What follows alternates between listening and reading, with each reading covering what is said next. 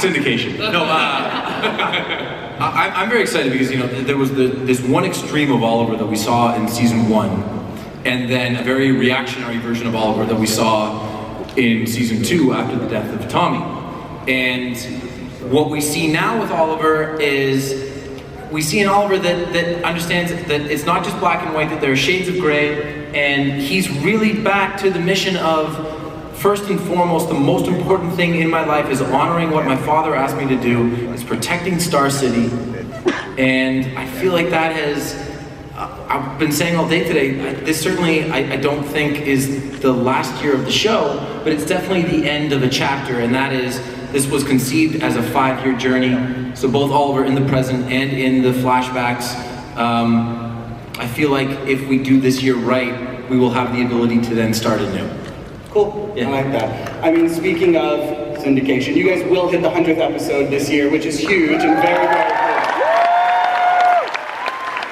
Marc, can you talk a little bit about what kind of conversations have you guys in the writers' room been having about what to do with that 100th episode? Well, you know, it's interesting. Our 100th episode is 508. Turns out 508 will be chapter 2 of our 3-part crossover. So the 100th episode is going to be the middle part of the crossover, and then episode 9 is our mid-season finale. So we're kind of designing things to be like a 2-episode, 100th episode celebration, the bigness of our mega crossover and the bigness of our mid-season finale. So it's actually timed kind of perfectly. Nice, I like that. Emily, first of all, hi. Happy early birthday. Good night, you ready? You're on. It was a really eventful season for Felicity last year. She got shot, she battled her alter ego goth self, she defeated a bee robot person. She lost a friend. Yes, all of those things. What excites you about the version of Felicity you get to bring into this new year? I'm excited to explore her story this year. The girl's gonna be dealing with a lot of bottled up emotions, unfortunately. She's gonna work through them. I think we're gonna do it quite honestly, as a selfish point, I always like to play the comedy and those sort of things, but I don't think that would be totally if I just asked for playing that respectful of her journey coming out, because she's holding on to this guilt of killing 10,000 people, the lesser of 2 evils. So yeah, she's just gonna be dealing with that and hopefully doing it with a smile, but I bet you when she's alone, she's got some private tears going down. Understandable. I mean, speaking of Paul, you know, Quentin went through a really huge loss last year. You know, he not only lost his daughter, but he lost his job. I mean, he left with the love of his life or the now. What could possibly bring him back to this town? I have no idea. I mean, God, it's becoming a habit, losing a daughter, you know, three times now. Yeah, it's pretty rough. Where do you guys write this stuff for this guy? Yeah, give him a break. At least he got laid last season. That was nice. That really was the only shining light, wasn't it? Amidst the grief and good knows what. But, chakras. What are these guys muttering down the panel here? Well, the Lance got laid. We just think that he asked that he got laid. We really do, right? Totally. Thank you. Totally. That was I paid for the whole thing. That was the oldest relationship in the history of the CW. Yeah, probably was actually. But no, Lance is utterly miserable coming back into season 5, having said all that.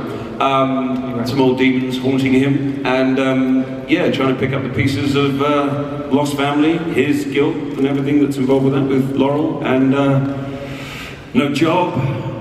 I think somebody said when he picked up you and your dad that time in the car, somebody said, "Oh, Lance lost his job as he's an Uber driver now." And I think that's the future for Lance this season. Whether you guys ever see it, my backstory is he's an Uber driver. The Black Paradox changed you into a Uber driver. I hate to break it to Paul, it's Lyft. It's Lyft. More reasonable. Okay. But you moonlight doing Postmates. It's very real. You just help him however you can, just like Oliver. David, I'm curious, you know, Diggle also left town at the end of the season. It's really a lot of stuff weighing on him. Yeah. And we heard in the previous panel that that Diggle is sort of the one who's going to be affected by the flashpoint that happened on the. Did you hear that? I mean, we all heard it. You guys heard it, right? We were there. I'm just relaying information. Yeah. I mean, what can you tell us about Diggle at the start of season 5? He's in Chechnya, and he's an Uber driver. That's great. That's a good answer. Anyway, no, he's not in Chechnya. Why? Where did you get that one from? Because he actually is in Chechnya. Oh, okay. He actually is. He's in Chechnya. He's with the special forces, handling some business over there. He's still a man of two minds to a great degree. He misses the team, but he's still dealing with the tragic death of Black Canary, who he obviously he blamed himself for that. And why he pulled the trigger in killing his brother. He's still dealing with that. And we deal with that in a very, very visceral way. There's a very great scene we just shot with Diggle and how he deals with the death of his brother and his involvement with that. So he's very much at the beginning of the season, a man of two minds. He's still conflicted about the events of season 5. Cool, I like that. Well, Echo, I would like to say welcome to the family. Thank you.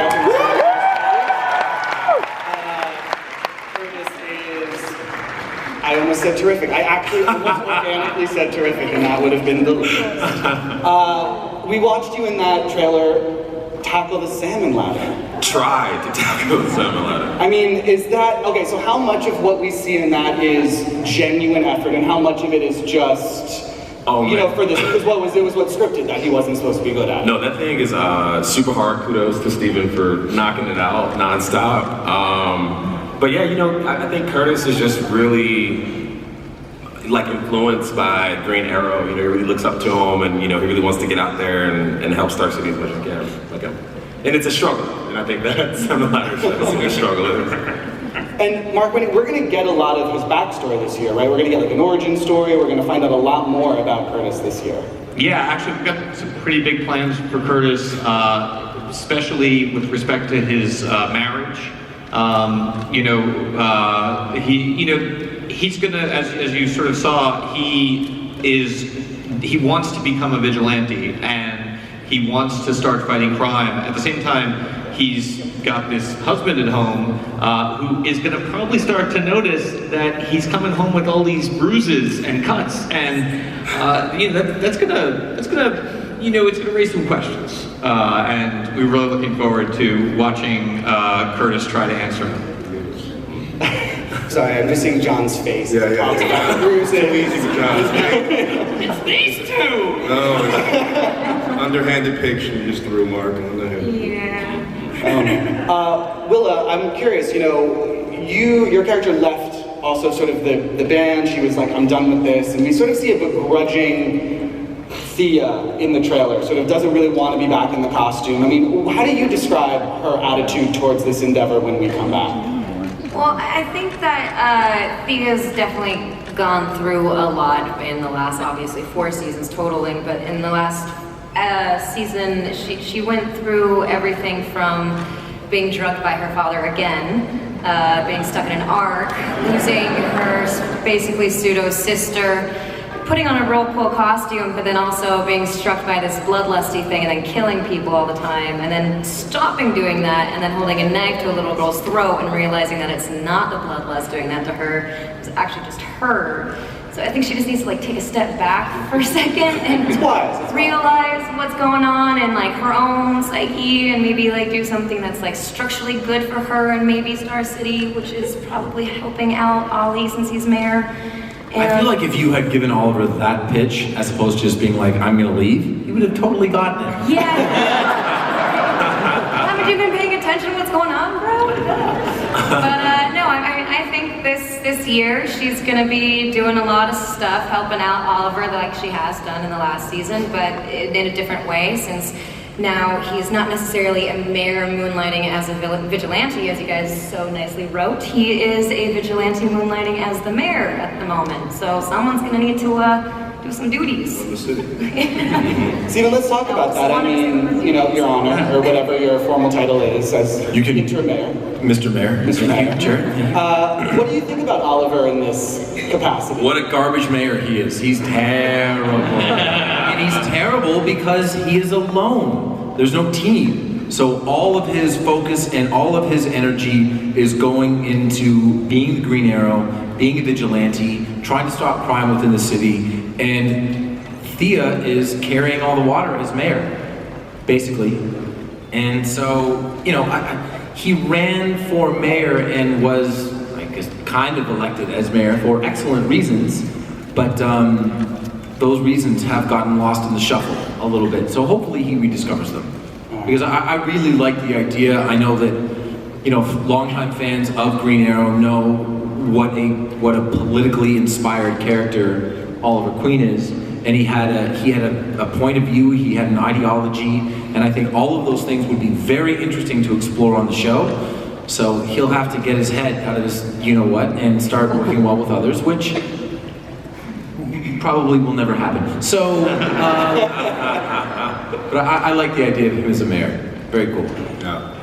I mean, speaking of, you know, starting a team, John, it looks like Malcolm is going to have some new people that he's going to start working with. You're going to be sort of spread over all of the shows.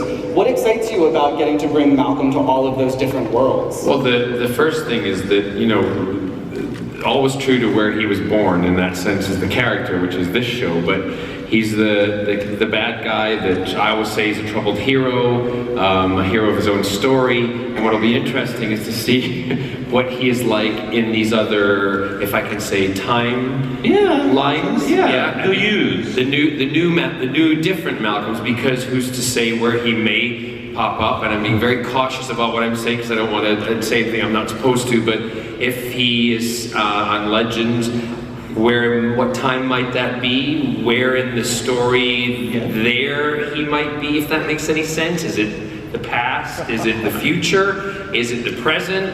He might behave differently. It might be an alternate side to him. So that's what I'm really excited about as an actor. I know, listen, I've time traveled before. I know what it's all about.